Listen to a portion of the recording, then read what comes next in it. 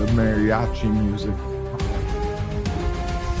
In the dark of the night, whispers of deceit, Shadows dance on the walls.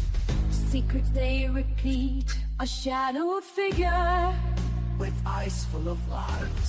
hiding truths in the shadows where no one dares to pry. Uncover the truth, let the lies come undone. Peel back the layers until the light is shown. Uncover the truth, let the shadows run. Break free from the chains and find the sun. Uncover the truth in the dead of the night, where secrets lie hidden like a whispered bite. Uncover the truth in the dim of the light, where betrayals take root in the heart of the fight. In the rain-soaked streets, under the moon's pale light, a crime unfolds with a twisted, sinister might. A knife in the dark, a scream that rings clear. I don't know how they come up with that. You wrote it. That's what I can't get over. So I mean, you were coding websites in 1996, and now you're writing. You're a music producer for AI. I know. Go into your dialogue because I'm gonna pick up this call while you go through. I'll mute myself here.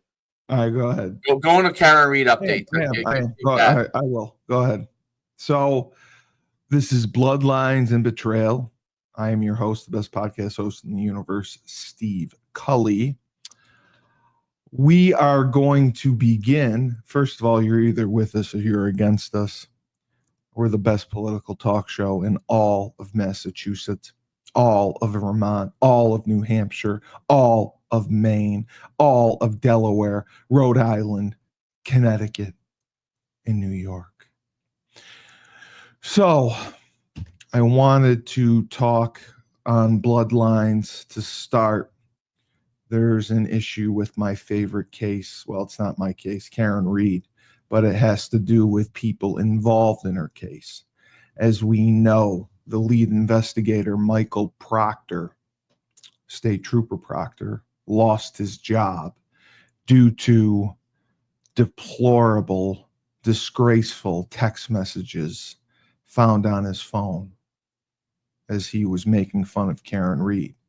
Said she had no ass, a Fall River accent, and a balloon bag, because she has health issues. She has MS.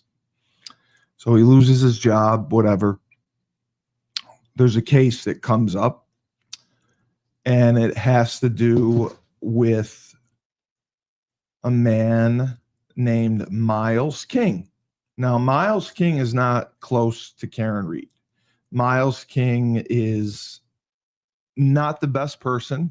He's got a rap sheet, and the investigation into he's being charged with murder. The investigation was done properly. The evidence is astounding, and he's a rapper. He probably has committed this crime. However, his civil rights have been completely violated. So Adam Lally is the prosecutor on the case. Adam Lally was the first prosecutor on the Karen Reed case. The issue all has to do with Norfolk County in Massachusetts. Apparently in Norfolk County, they don't know how to operate. Things are just done upside down. They don't know how to function. They're liars, alcoholics, and seemingly bad people. So this man has been in prison for 4 years waiting on his trial. Now, his attorney has been struggling to get discovery on this case. So discovery obviously is what goes between the prosecution and defense. And that's the evidence that each group has. because they have to share. Each side has to know what the other side has and what is coming. So the prosecution, Adam Lally, has failed in 4 years to provide the discovery for Miles King in his case. 4 years. And this includes there were 6 search warrants. Those were never given over. Phone records, nothing. So this has been going on now for 2 months. They've been having hearings over it where the defense attorney, she is a pit bull. I'm trying to get what her name is. What the hell is her name? Oh, Rosemary Scarpaccio. She is a pit bull. So she gets Adam Lally on the stand last month, and she asked him about it. What do you do when you don't get discovery? He's like, oh, I ask again. Well, what happens if you don't get it then? Well, I go to the superior. Well, what happens if you don't get it again? I don't really do anything. I just wait. That's basically what he said.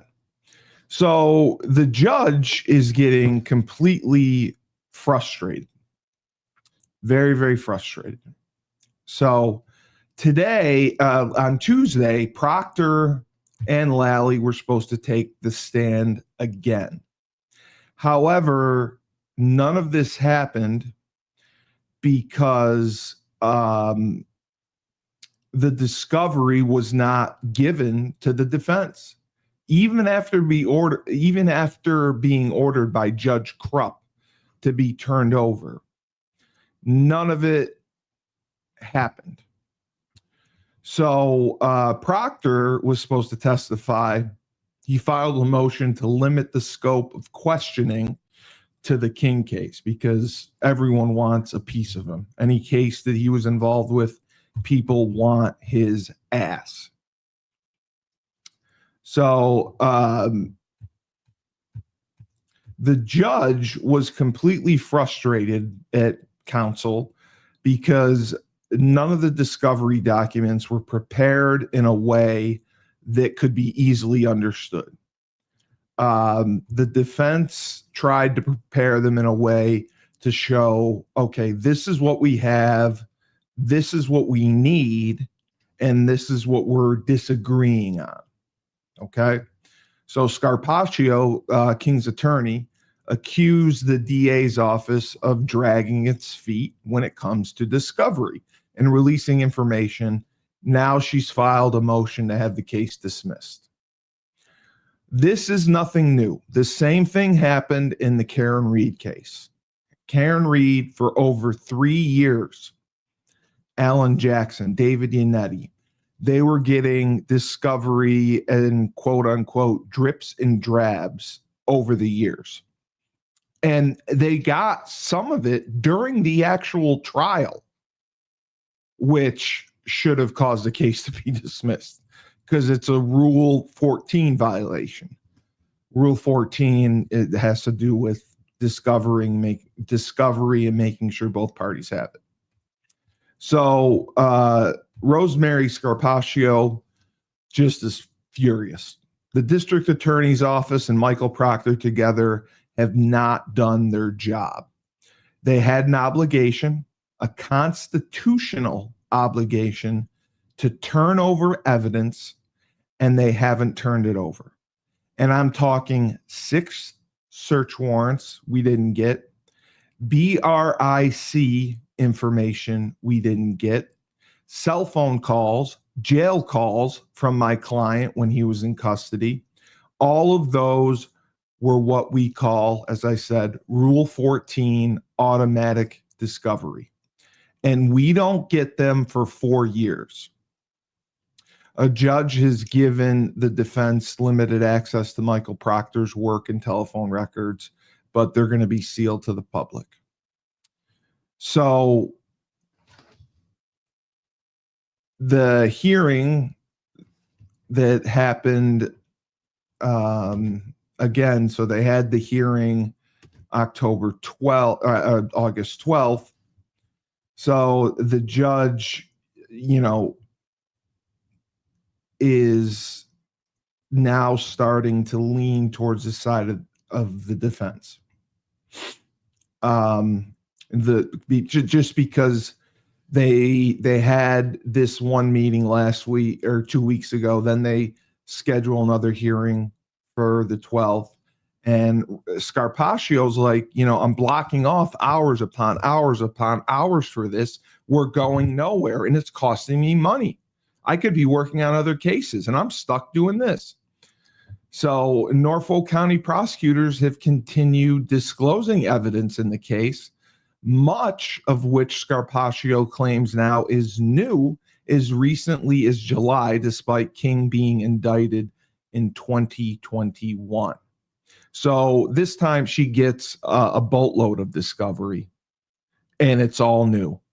And she doesn't have time to go through it before the hearing that they had Tuesday, when she was supposed to question Lally and Proctor. Scarpaccio, then she filed the motion to dismiss in May, but she supplemented it this week because of the new evidence. I mean, she got a ton of it, and they've had 4 years to give it over. They had not. Peter Krupp, the judge, he is by the book. He's tough. He denied the motion initially. Now he's going to hear it. So his comments were, if recent notices of discovery were 1 or 2 items, I would get it. I would understand the argument, he said. But they are voluminous. They're pages and pages of stuff. This is all newly discovered stuff that, if was available, should have been produced a while ago.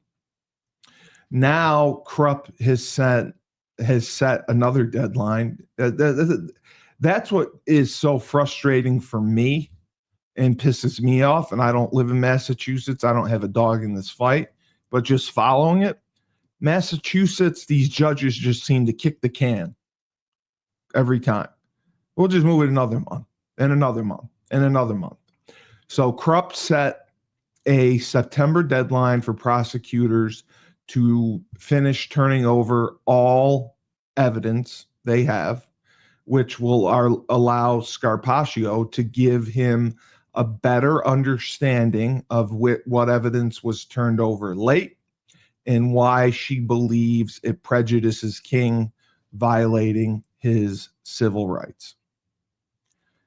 She was very happy outside the courtroom. She said that they made significant progress, explaining that once prosecutors file what is known as a certificate of compliance, she can give Krupp an inventory of all the new evidence and an explanation as to why it's prejudicial. So she feels we're in a better position than we were when we first walked into this court. Krupp now has set an October hearing for the arguments on Scarpaccio's motion to dismiss. And then at that hearing, depending on what happens, a trial date is going to be set. So this man, Miles King, is not going to go to trial until 2026, most likely, despite being indicted in 2021. And there's no statute of limitations on murders, so they can drag their feet. And Scarpaccio is furious. It's all the fault of the Commonwealth. This lies on their lap because they refuse to do their job. The motion to dismiss King's case, which I mentioned, was the evidentiary hearing they had last month where Lally took the stand and testified. And she had wanted Michael Proctor to, the lead investigator, and he just didn't show up. So it's not clear when that hearing will resume, but Scarpaccio argued it's necessary because he was the lead investigator. She needs to get to the bottom of why some of the evidence wasn't turned over for years. It was only after a new prosecutor took over the case that Scarpaccio began receiving some evidence, like the search warrants obtained by Proctor, even though prosecutors are required to disclose that material immediately. So the next hearing is not until freaking Halloween. Halloween. The good news is Miles King is out on bail. Well, that's good and bad. But so over the summer, after a series of motions by Scarpaccio to get the bail reduced, she's like, this man's been sitting in jail for 4 years. I've received no discovery. We're not moving forward with the trial. He needs lower bail. He needs to be held on lower bail. He needs a chance to get out. So Krupp initially had set it like $1 million, then dropped it to $100,000, and I believe then it got dropped to $10,000, and he ended up paying $2,500. Miles King is not the best person. He is a violent offender. He, in my opinion, most likely committed this crime. They have basically him in his car with the gun, I believe, confessing. There's just a lot that goes into it. So it's disturbing that the Commonwealth, Governor Maura Healey, allows this to happen. District Attorney of Norfolk County, Meatball Michael Morrissey. He is a blowhard, jackass. I wouldn't urinate on him if he was on fire, because of what he put the Karen Reed family through, what he put the John O'Keefe family through, what he's doing to Miles Garrett, even though, or Miles King, even though he's not, there's a ton of evidence against him and he would most likely have been convicted. If they had gone to trial 2 years ago with the evidence and followed the rules and shared discovery, would have been convicted. They chose not to do it. They chose not to do it that way. So it's been 4 years. This guy's been sitting behind bars, and enough is enough. And in my opinion, they should drop the charges. The motion to dismiss should be granted. And maybe a murderer being freed will finally spark a change in Norfolk County, because nothing else has been able to do that. I mean, they have rehomed some of the state troopers and investigators from the Karen Reed case.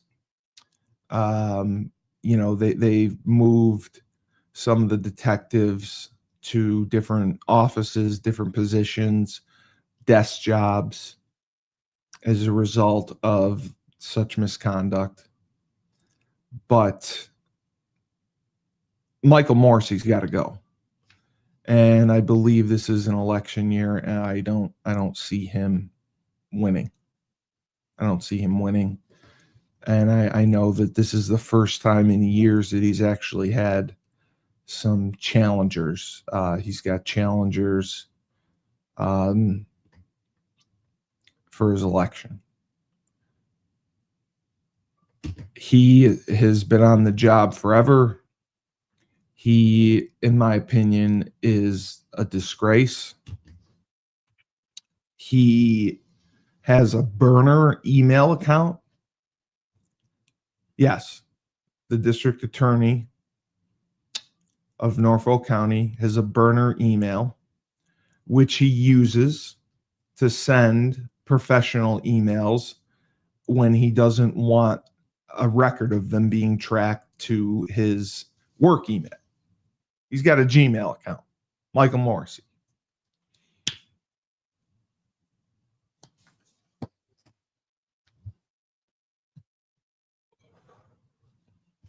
So that's what's been going on in Norfolk County.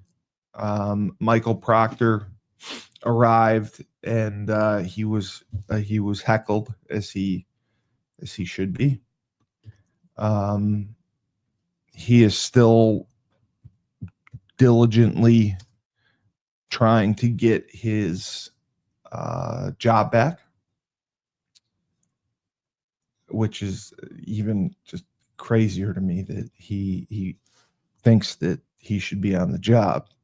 Now, the only thing I will kind of agree with is he was fired, over text messages that were found on his personal phone.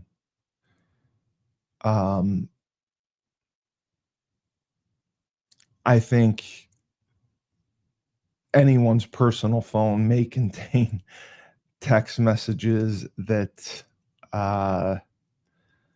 could be offensive, could be frowned upon. So for that reason, I kind of see it, but that doesn't change what he said and how he basically jumped to the conclusion Karen Reed was guilty, regardless. I mean, from the start, it was Karen Reed. So the other story going on with Turtle Boy, my hero, the blogger from Worcester, Massachusetts, he is under indictment for witness intimidation from the Karen Reed trial. I believe 10 indictments, 10 people. It was 16, but he was able to get 16 dropped. So he had a motion hearing yesterday, and we found out that when evidence was presented to the grand jury, the Commonwealth lied. They lied. Ken Mello was the special prosecutor, and he had Brian Tully on the stand, an investigator, and they cited certain excerpts from Turtle Boy's YouTube show, which is, a lot of it is satire, a lot of it is humor, a lot of it is joking. So they purposely changed the titles of the show to make them look more menacing. And Ken Mello, the special prosecutor, had Brian Tully go over them. So, for example, they claimed one of his shows was titled Confronting McCabe Outside Norfolk Superior, when the actual title was The McCabes Want to Kill Me. Sean McCabe isn't happy Karen Reed speaks out. That was the title of the show.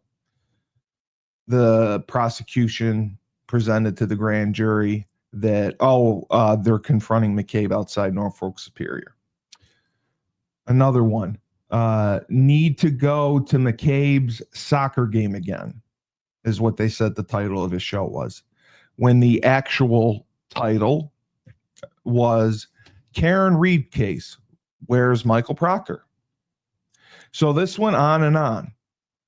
Another one, Call to Colin Albert, they said was the title.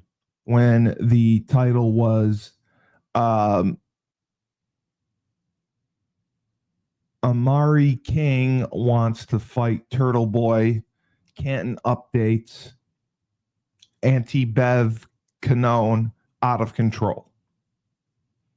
So they completely misrepresented what he was doing on the shows, and this was all done by a government informant and a known Turtle Boy hater, aka Krusty Panties. Krusty Panties, Catherine Peter. The nickname Krusty Panties disgustingly comes because when she would menstruate, she would just let it percolate in her underwear, and it would be crusty. Just crusty blood. Hence the nickname Krusty Panties. And she used to work for Turtle Boy as a blogger. She actually called Turtle Boy her idol and hero. And they had a falling out 6 years ago, I believe, because she stole money from him. She stole advertising revenue from him. And she also burned a truck that contained Turtle Boy merchandise. So they were going to have an amicable split. They agreed not to go after each other. She started coming out firing, talking about what an awful guy he was. And Turtle Boy gave this woman a platform. Krusty Panties had 4 children. 2 of them, all of them had been taken away by DCFS at certain points because she has a serious drug problem, alcohol problem. She's got 2 kids with one person, and then I think 2 kids with another man, and now she's with another guy. But she's a victim of domestic violence, and she's also dating. She's been dating a guy, she calls him her husband, Andrew Johnson. They're not married. She's still technically married to her second husband, Stephen Young, who's moved to Montana, turned his life around, and he's been trying to get her to sign divorce papers so he can remarry, and she refuses to. She dates a scumbag named Andrew Johnson, another drug addict and a woman beater, and he has attacked Krusty Panties, Kate Peter. The police have been called to their house several times, and he even threatened her daughter, put hands on her daughter. He put hands on Turtle Boy. He's just a bad guy. He's a drug addict and an abuser. And Kate Peter is married to him. Kate Peter has managed to have a lot of success with her new channel, the Masshole Mafia, or the Masshole Troll Mafia. That's their group. They do YouTube shows like Turtle Boy, but her main goal in life is to torment Turtle Boy. So she set out basically because Turtle Boy was supporting Karen Reed, Krusty Panties was hired by the O'Keefe family to handle media relations and support them. She went out of her way. She's like, we got to get Turtle Boy arrested. And she formulated a plan with a woman Turtle Boy was seeing, and it's all documented. There's text messages, there's emails, and Krusty Panties was going through Turtle Boy's shows and clipping certain parts that, taken out of context, would look bad, when in reality he's just making a joke. And she's actively sending them to Brian Tully, state investigator, and Ken Mello, the special prosecutor, that are trying to get Turtle Boy. So this went on, and then Turtle Boy was arrested for the incident with the fake victim, Lindsay Gattani, somebody that he was not dating, but he was fornicating with. And she lied to him and said that she was pregnant. And this really, messed him up. He was having struggles in his marriage, and it was coming to an end. But Gattani says she's pregnant. She sends him a sonogram picture. Turtle Boy's not a dumb guy. Turtle Boy looks at the metadata, which tells you where and when the picture was taken. The sonogram picture was taken in 2021. Turtle Boy keeps this to himself, and she keeps going on with the pregnancy angle. And so he changes his tune. He's like, yeah, I want to be in the kid's life.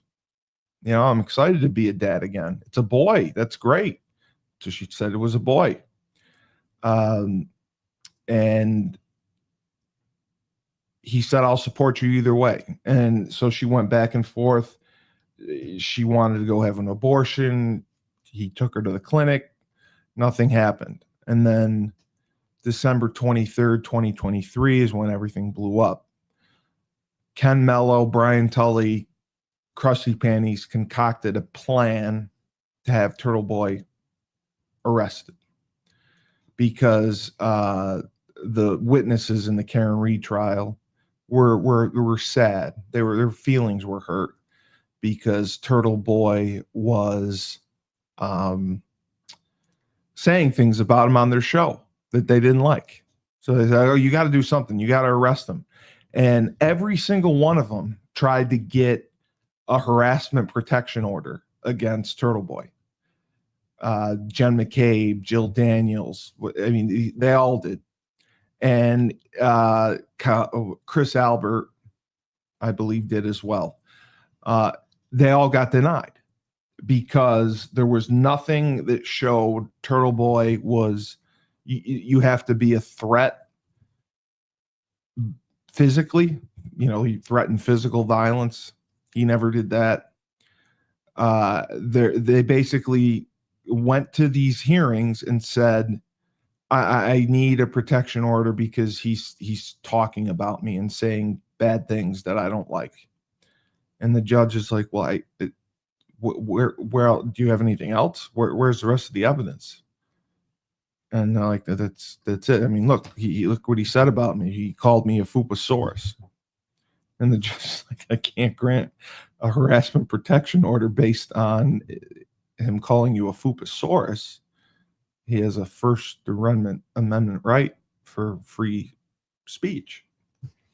So after they all were not able to get protection orders, they plotted to have him arrested. And that is when Lindsay Gattani called Turtle Boy on December 23rd and said, I need to talk to you. Come over. I'm going to take the abortion pill. And Turtle Boy is like, yeah, your fake pregnancy. You're going to take the abortion pill. Right. And she's like, no, I need you. Come over. Please come over. So he comes over, he records everything because he smells something's up, and he will not go in her apartment. He said, I'll come over, I'll meet you in the lobby. He first wanted to meet at a public place. She wouldn't do it. He came over, they met in the lobby, they talked, and then she went in her room and she allegedly called Kate, Peter, Tully, and Mello, asking, like, what do I do? What do I do? What do I do? Then she texted her son to call and say that they needed her in the house. So she went in the house and she said, can you come in, please? So we went in. And then she had a fake grand jury summons from Ken Mello. Ken Mello was the special prosecutor who indicted Turtle Boy on the witness intimidation. She's like, oh, they want me to testify. What do I do? What do I do? All right, I'm back. Oh, okay. Can we go to the Boston Massacre? Because I've heard you talk about Karen Reed. Yeah. No, I was just saying. What's the final thing with the whole Karen Reed scenario? This had nothing to do with Karen Reed. This had to do with so Miles King was arrested for murder in 2021. Okay. And the same prosecutor from the Karen Reed case is in trouble because in 4 years, King's attorney has not received any of the discovery from the case. The search warrants, the cell phone evidence, none of it. So they had a hearing on Tuesday, and the defense attorney got a boatload of discovery. And she's like, this is ridiculous. This violates his civil rights. They've had this the entire time. They're just giving it to me. It's 4 years later. I'm making a motion to dismiss. So she filed a motion to dismiss, and the judge is pissed. So the judge orders the prosecution that they have to disclose all discovery by September 1st. And they're having another hearing on October 31st about the motion to dismiss. And then if it doesn't go through, then they're going to set a trial date. So this guy who has been in jail since 2021 isn't going to go to trial until 2026. And because of the discovery issues, the judge reduced his bail, and he's been out on bail since July. And this is different because Miles King is actually a murderer and a bad person. And he did this. But the same investigator, Michael Proctor, who wrote all those horrible text messages about Karen Reed, was the lead investigator on this case. Right. So they subpoenaed his phone records and everything. So that's what they're trying to show. And I think he's a bad person. He's a rapper. He's committed other crimes, a felon. I think they should dismiss the case, because I think if they do that, then maybe it'll send a message to the Commonwealth in Norfolk County that changes have to be made if a murderer is gone free. So that's what I was talking about. Interesting. The Boston Massacre, I did not know this. It was in 1770. So it was during the American Revolution in Boston, in what was then the colonial era province of Massachusetts Bay. So you mentioned the confrontation. It was 9 British soldiers that shot several in the crowd. Now, this we talked about yesterday. I didn't know this. It was estimated to be 300 to 400 people who were going after them. Like you said, they were drunk and they were harassing them. Wow, that's a lot of people. I didn't realize. Yes, that's what I said. I didn't know it was that many. So there were 300 to 400 people who were fucking with them, and they're throwing shit at them. And there's just 9 soldiers. That's it. Right. And it was described as a massacre by Samuel Adams, as you said. Paul Revere and other of the leading patriots who became central proponent. Like you said, this, I didn't know this. This like started the war. Like it was a big kickoff of the war. This later became central. They all became central proponents of independence during the American Revolution and Revolutionary War because of this freaking incident. So amid tense relations between civilians and the soldiers, a mob formed around British sentry and verbally abused him. I don't know what a British sentry is, probably a general or whatever. He eventually, supported by 7 additional soldiers led by Captain Thomas Preston, who were hit by clubs, stones, and snowballs. They're throwing snowballs at him. Eventually, one soldier fired, prompting the others to fire without an order by Preston. And like you said, the gunfire killed 3 people and wounded 8 others, 2 who also died from their wounds. Later on, right? Yeah. From the injuries. The crowd eventually dispersed after the acting governor, Thomas Hutchinson, promised an inquiry, but they reformed the next day, prompting the withdrawal of the troops to Castle Island. So the troops left. And Wow. 8 soldiers, 1 officer, and 4 civilians were arrested and charged with murder. And like you said, they were defended in court by attorney and future president John Adams. Which is so amazing to me. I'm blown away by that. Blown away by that. Because he becomes one of the leaders of the American Revolution. Yeah. So yeah, absolutely. He's one of the lawmakers. He becomes one of the he was a founding father. One of the founding fathers. The continued resentment of it's so funny because you think about taxation now, we're taxed to death. But it was it's fueled by taxation policies without representation, yeah. And soldiers enforcing them, right? So basically locking you up for not paying your taxes. Exactly. Yes. So it said in, I didn't know this either, in the 18th century, Boston was the capital of the province of Massachusetts Bay. It was an important shipping town along with Philadelphia. It's the capital of Massachusetts, isn't it? No, Springfield is. No, it's not. Yes, Springfield's the capital of Massachusetts. No, Boston is. No, Springfield is. I'll bet you a Blumpkin that Springfield's the capital of Massachusetts. What is the capital of Massachusetts? I get a Blumpkin. Boston. Boston is not the capital of Massachusetts. Look it up. Springfield is. No, it is not. What did you just look up? Where did you look it up on? Massachusetts is Boston. Okay.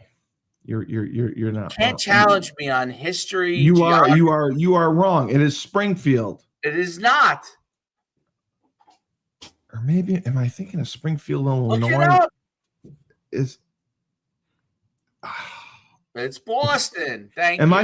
Am I thinking of Springfield, Illinois? God damn it. Are you kidding Illinois me? Is the capital of Illinois, correct? Oh, fuck me. God damn it. I didn't know Boston was the capital. You're right. Fine. Fuck you. You win. Ugh. Tar for the court. I swear I thought it was Springfield. Listen, there's 2 things. I know. I can't challenge you on history. History, geography. Oh, history, geography. Okay. History, geography. I don't know exactly where the Congo is. So in 1768, the Townsend Acts were enacted in the 13 colonies, placing tariffs on a variety of common items that were manufactured in Britain and imported to the colonies. Now, this is when everything started to heat up. The colonists objected that the acts were a violation of the natural charter and constitutional rights of British subjects in the colonies. Because, like you said, the colonies were made up of British people that had come over.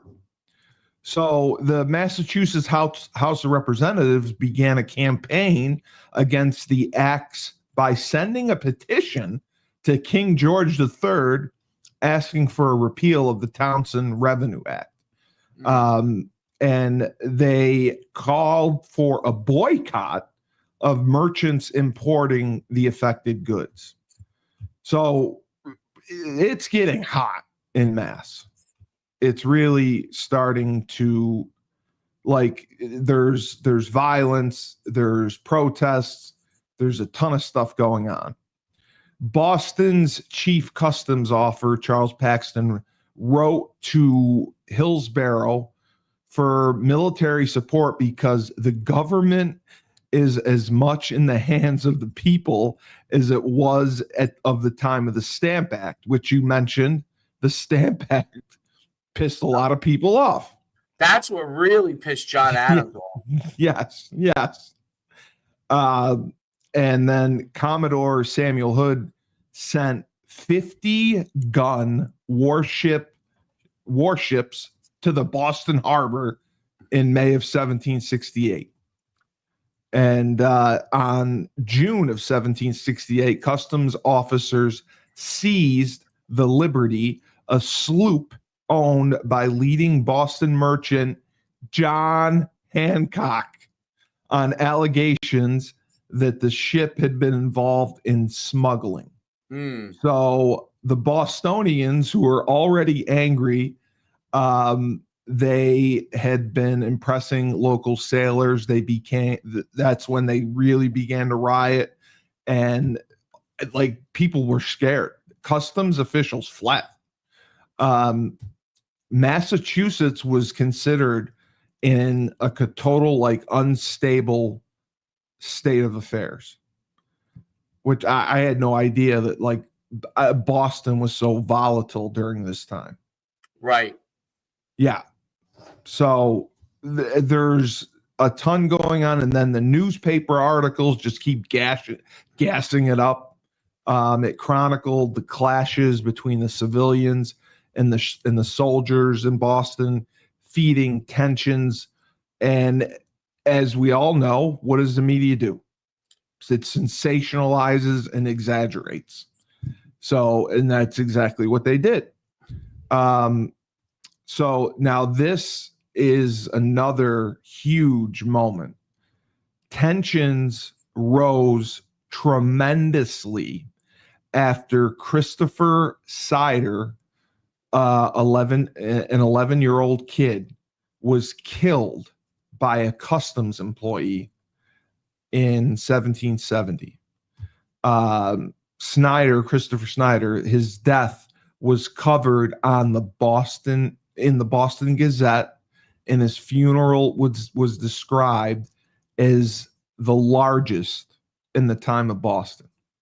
So that murder and then the media coverage blew up tensions with the groups, and colonists were going out looking for soldiers to harass, and soldiers were also looking for confrontation. So there was so much that led up to this over those 2 years that they hated each other. Whenever they saw each other, they fucked with each other. So,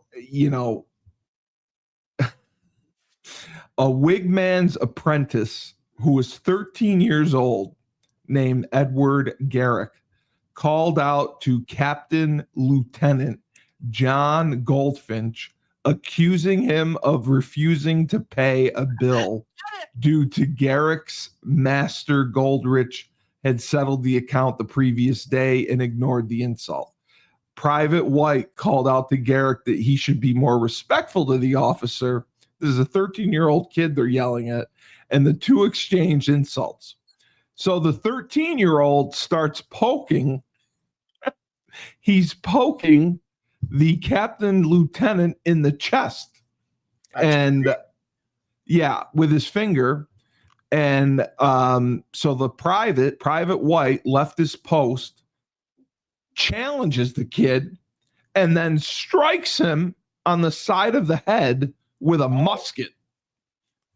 The kid cried out in pain, and like this was blasphemy. Again, tensions rising. So now the crowd there is forming around Private White, the one who struck the kid. Right. And the boisterous church bells were rung, which usually signified fire. More people were coming out. More than 50 Bostonians pressed White, led by a mixed-race former slave named Crispus Attucks. I believe you mentioned his name, throwing objects and challenging him to fire his weapon. White was scared to death, and like he was taking a really safe position, trying to stay away. The captain was trying to keep control, and it didn't happen. So they completely lied on the report of this incident. And that's what also, again, it kept inflaming affairs. So what happened was the crowd continued to press around the soldiers, taunting them by yelling fire, spitting at them. And then we talked about throwing snowballs, bottles, all small objects. Innkeeper Richard Palms was carrying a Krugel, and he came up to Preston and asked if the soldiers' weapons were loaded. Preston assured them they were, but they would not fire unless he ordered it. And he later stated in a deposition that he was unlikely to do so since he was standing in front of them. He's like, we're not going to shoot. We're not going to shoot. So an object was then thrown and struck another Private Montgomery, knocking him down, causing him to drop his musket. And this is what allegedly happened. He recovered his weapon, angrily shouted, "Damn you, fire." Then he discharged it into the crowd, although no command was given. And then all people were fighting, and there were shooting. There was a pause of several seconds, and then finally the soldiers all fired into the crowd. It was not a disciplined volley, since Preston never gave orders to fire. The soldiers fired a rigged series of shots, which hit 11 men. The 3 died instantly: rope master Samuel Gray, mariner James Caldwell, and the Crispus Attucks, who you talked about. Samuel Maverick, a 7-year-old apprentice, was struck by a ricocheting musket ball and died. Irish immigrant Patrick Carr was shot in the abdomen, ended up being a fatal wound, died 2 weeks later. Apprentice Christopher Monk, seriously wounded, ended up being crippled, died 10 years later due to the injuries. The crowd ended up moving away from the immediate area, but the crowd then continued to grow. Captain Preston immediately called out most of the 29th Regiment, which adopted defensive procedures in front of the State House. They were protecting the State House now because the governor's there. So now the acting governor, Thomas Hutchinson, he has to come out because the movement is becoming so volatile. So he walks out to his balcony, and he tries to restore order, and he really isn't able to do it. But he promises, listen, if you guys don't settle down, we're going to shoot. But I'm also promising you that there will be a fair inquiry into the shootings if you guys disperse. So he kept his word. The crowd dispersed, and then the governor immediately began investigating the affair. In Preston, and 8 soldiers were arrested the next morning. So I give him credit for that. Like, this guy stuck to his word, did the investigation, and it's not like it took weeks, months, whatever. Right. They arrested 8 soldiers the next morning. At that time, they're trying to squash a rebellion which is brewing. Because it had been brewing for 2 years, and it's just escalating and escalating. And you're right. They did not want a full-on riot that they couldn't handle because they were outnumbered. Right. They were outnumbered. Boston selectmen then asked him to order the troops to move out of the city out to Castle William on Castle Island. I don't know where Castle Island is, probably at Martha's Vineyard or something. While colonists held a town meeting in what you like to call Faneuil Hall, all the halls there, to discuss the affair. The governor's council was initially opposed to ordering the troop withdrawal, and Hutchinson explained that he actually didn't have the authority to order the troops because that went to the lieutenant. He's just the governor. At that time, he had no control over law enforcement. Lieutenant Colonel William Dalrymple was the council charged its position and unanimously under duress, according to Hutchinson, agreed to request the troops' removal. Secretary of State Andrew Oliver reported that had the troops not been removed, they would probably be destroyed by the people, like you said, and it would have been a rebellion.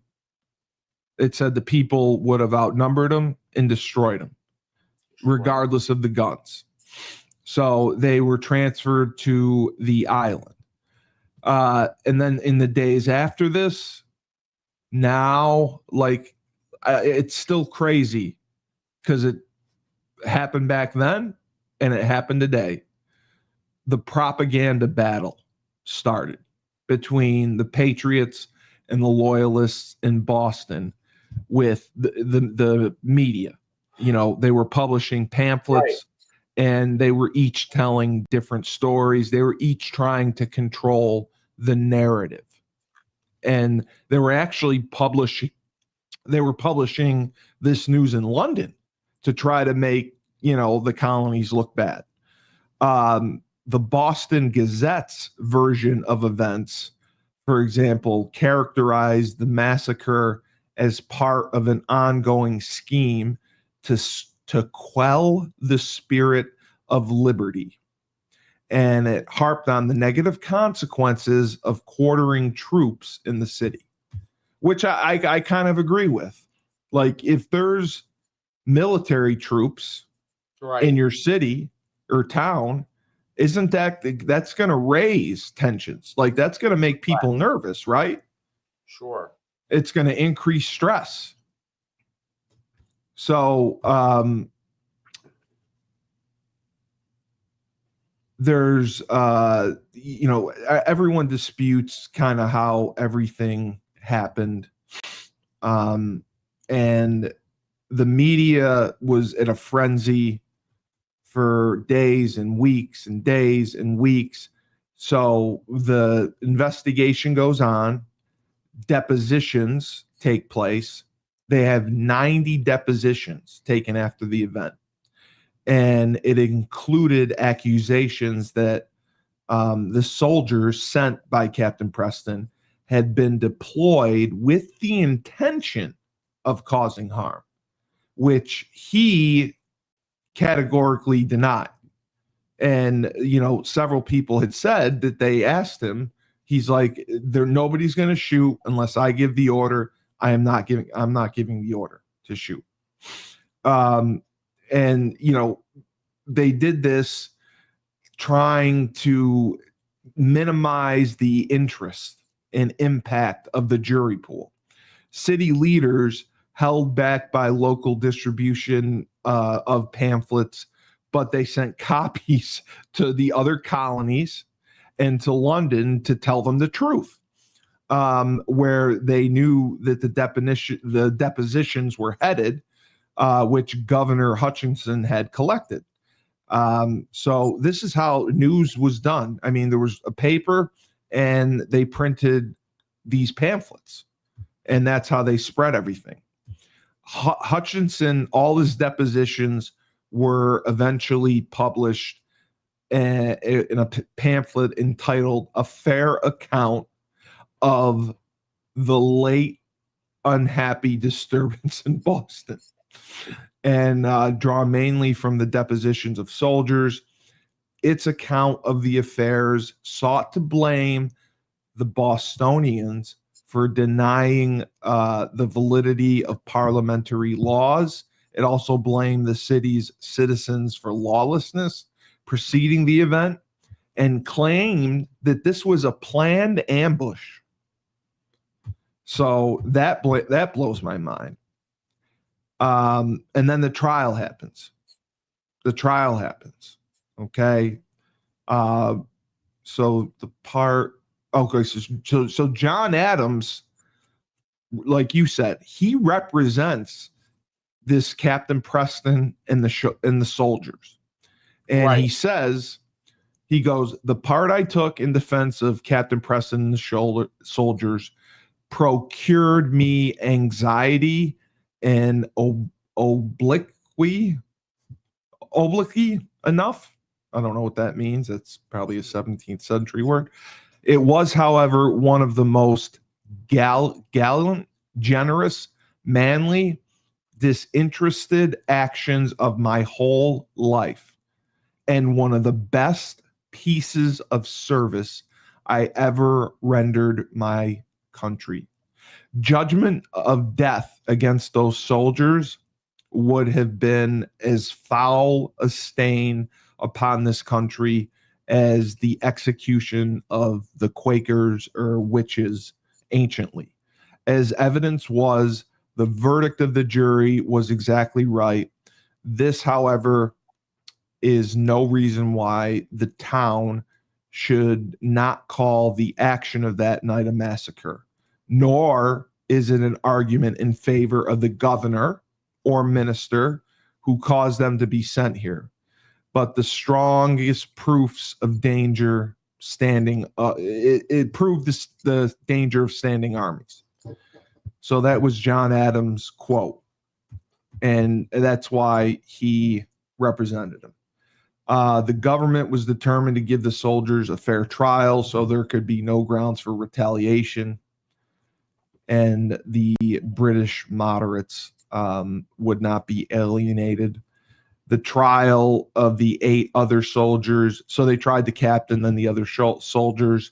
Adams told the jury to look beyond the fact the soldiers were British. That's very bold. He referred to the crowd that had provoked the soldiers as a motley rabble of saucy boys, Negroes, and mulattoes, Irish teagues, and outlandish Jack Terraces, which is Jack Tars, which are sailors. He then said, and why should scruple to call such a set of people a mob? I can't conceive, unless the name is too respectable to them. The sun is not about to stand still or go out, nor the rivers to dry up, because there was a mob in Boston on March 5th that attacked a party of soldiers. And then he also described the slave, Crispus Attucks, saying his very look was enough to terrify any person, and that with one hand he took hold of a bayonet, and with another he knocked the man down. Well, However, Crispus Attucks was 6'2". Yes, yeah, that's what we mentioned. Big, that strong guy. but however, he would pull whales into the boat. Yes. However, 2 witnesses contradicted this statement testifying Attucks was 12 to 15 feet away from the soldiers when they began firing, too far away to take hold of a bayonet. But Adams stated it was Attucks's behavior that in all probability, the dreadful carnage of that night is chiefly to be ascribed. So he blamed this guy for the carnage. And he argued the soldiers had a legal right to fight back against the mob, and they were innocent. If they were provoked but not endangered, he argued, then it's manslaughter. So that 6 of the soldiers got acquitted, and there was only 2.5 hours of deliberation, and only two of the soldiers were found guilty of manslaughter because of the depositions. There were overwhelming evidence that they had fired directly into the crowd. So the jury's decisions suggest that they believe the soldiers had felt threatened by the crowd, but should have delayed firing.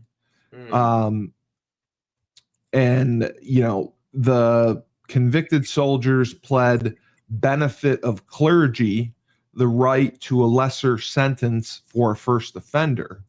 So they kind of got off. Now, the one thing that did have an impact, Patrick Carr, who was the one who died 10 years later from his wounds, his deathbed account of the event played a role in exonerating 8 defendants of murder charges. And this is the testimony of his surgeon, John Jeffries. Were you Patrick Carr's surgeon? Yes. Was he apprehensive of his danger? He told me he was a native of Ireland and had frequently seen mobs and soldiers called upon to quell them. He had seen soldiers often fire on the people in Ireland, but had never seen them bear half so much before they fired in his life. What had you last conversation? What was the last conversation you had with him? At about 4:00 in the afternoon preceding the night which he died, he then particularly said he forgave the man that shot him, and he was satisfied he had no malice, but fired to defend himself. So he was basically saying, I got shot, but I forgive the soldier because the soldier was defending himself. That's why he fired. So, as you said, the legacy, which I never knew this. The Boston Massacre is considered one of the most significant events that turned colonial sentiment against King George III and British parliamentary authority.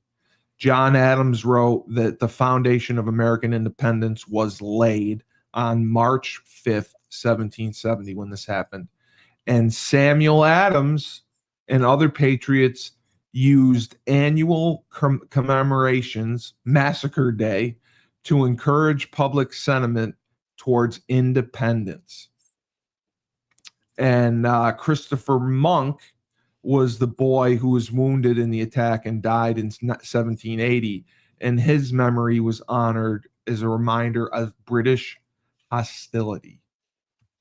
So then, you know, the events that preceded this were like the Boston Tea Party. That was the other thing they did that was awesome. I never knew like Boston was kind of the starting point for the Revolutionary War. I had no idea like this is where all the tension started. This is where all the hatred started. This is where all the thoughts of independence started. Yep. And you knew this because you knew history. Yeah, I'm good at history. But let me just ask because the Declaration of Independence wasn't written until 1776, correct? Correct. Is that when the war technically started, or had the war already started? The war had already started. Okay, that's what I I thought. don't remember. Yeah, there were shots fired at Lexington and Concord. That's like the first shots. That's what I thought. And then the Battle of Bunker Hill. The Battle of Bunker. That's what I thought started the war. The Battle of Bunker Hill. But John, everything says that this Boston Massacre in 1770, which is what started the thought of independence and going for it. Like Right. you said in 2008 to your coaches, we're going for it. We're running 44 camps. They said, we're going for it. We're going to be independent. They went for it. That's just amazing. But like you said, I think it shows the honor of John Adams that despite his beliefs, he represented the soldiers and the captain to the best of his ability. And because of his values, he thought he was doing what's right. And he saved their lives. And then that's amazing that, for him to do that and then come around and say, I represented the soldiers that did this massacre, but this massacre is also the reason we need independence. That just shows his character and values. Yeah, I mean, he was. That's amazing. That's impressive to me. Yeah, no, it's impressive. It's impressive, But, all right. Well, did everything work out with your call? Yes, everything worked out good. Okay. But yeah, it's good. It worked out good. What was I gonna say?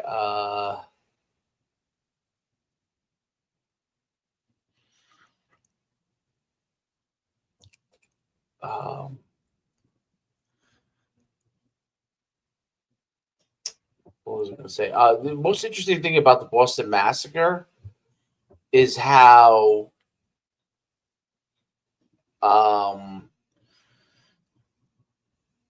the propaganda of the time that's what inflamed it. Taking the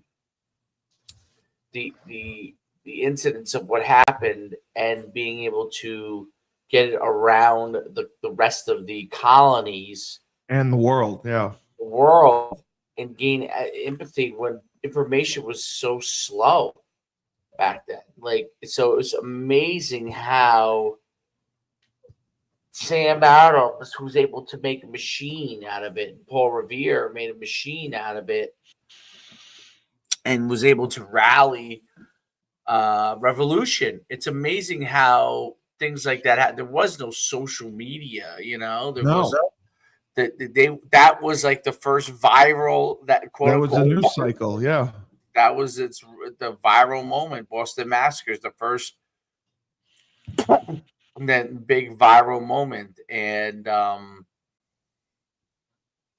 it's interesting because that was 1770, right? So it still took a few years before the war started. Yeah. When was Lexington and Concord? When was Lexington and Concord was 1775. Okay, so that's right around. It took 5 years from the Boston Massacre time period till you got to the first shots at Lexington and Concord. Right. Which I think is pretty amazing, right? Yeah, that took so long. When was Bunker Hill? That was for 2 months after Lexington and Concord.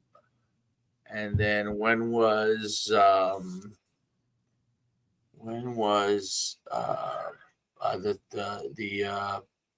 what do you call it? Boston Tea Party. That was the best. That was 1773, December. Yeah, That's funny. They Oh, dressed as Boston, man. Boston, they're tough. Yep. And then when was Paul Revere ride? Paul Revere's ride was in 1775. So right before Bunker Hill. In April of 1770. Oh no, before Lexington and Concord, the day before. All right, so on the evening of April 1870, Dr. Joseph Warren summoned Paul Revere, gave him the task of riding to Lexington with the news that the British let him know. the day before. The British, okay, that's why the British are coming. The British are coming, so they could warn them that they were coming to Lexington, which is interesting. It's so interesting how the seeds of revolution all started right in Boston. It's also it's amazing. It's amazing.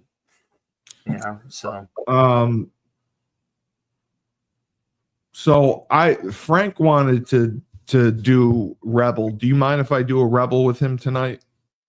No, go ahead, do it. Yeah. Okay. Because I know you have other stuff going on tonight. Yeah. Yeah, he really wants to do it, so I was gonna go up there. All right. Is it he's just swamped. He can't leave his business for that long. Right. Well, the pizza place, right? Yeah, his employees are just They've been having a party since he's been gone.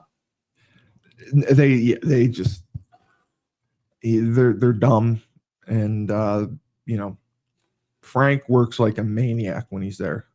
Does he really? He's in by 9 a.m. and he's making all the bread, all the dough, all the pastries. Like he works like a machine. The two hardest working people I know, Frank's father and Frank. Does his father still work in the pizza joint? He comes around every now and then. He doesn't work, but he'll come around and he'll scare people. Wow. Whenever they see the old man, they get scared.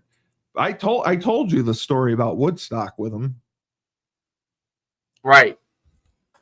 When it's 90 degrees, he's got a dress shirt and khakis on, and he's just working like a maniac with the baked potatoes and the calzones in the oven, and none of us can keep up with him, and he's yelling at us, faster, because he can't speak English.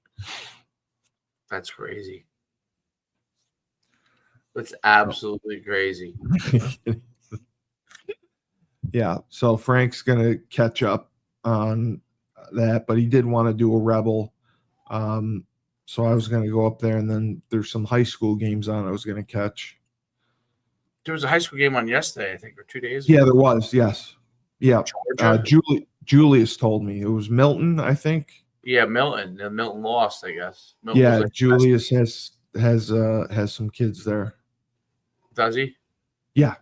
Yeah, he's got some kids in Milton. So are we meeting with Filippiano today? No, that's next Wednesday. Wednesday at 1. So this is what we've been doing with Julius that's worked out. Because we lost paying to be on the show. So he created this virtual program. Okay. And it's a virtual training program. He shows them how to lift weights, run, agility drills, technique work, all that stuff. So that is what we have been selling. So we'll have the kids on the show. Then they get a call with Julius, and he sets them up with their virtual program. And that's been making money. So that's what I was going to suggest to you, because you already have the stuff. If you had like a virtual quarterback program that you could put together, that easily I have probably 5 or 6 quarterbacks that have reached out that would pay to do something like that. And then, like with Julius, if you do his virtual program, you're allowed to go to the 5v5 tournaments next year as a Trench Mob member, and you can go to any camps. You can come train in Georgia whenever you want. So it's an idea. I just thought of you for that if you wanted to do something like that with quarterbacks, because I have 2 for you that are interested in recruiting, but Okay. I'll give you their contact. I'll give you their contact info. But that's what I thought, because you have so much stuff anyway. I figured you could throw something together. Yeah, it's not a bad idea. Yeah, I mean it's really like it's worked. Like, I mean, I can't. We're backed up 3 weeks with kids on the show, and they're from all over the country. And then we show their film. Julius calls them the next day. We get them signed up for the virtual program, and that's been working out well.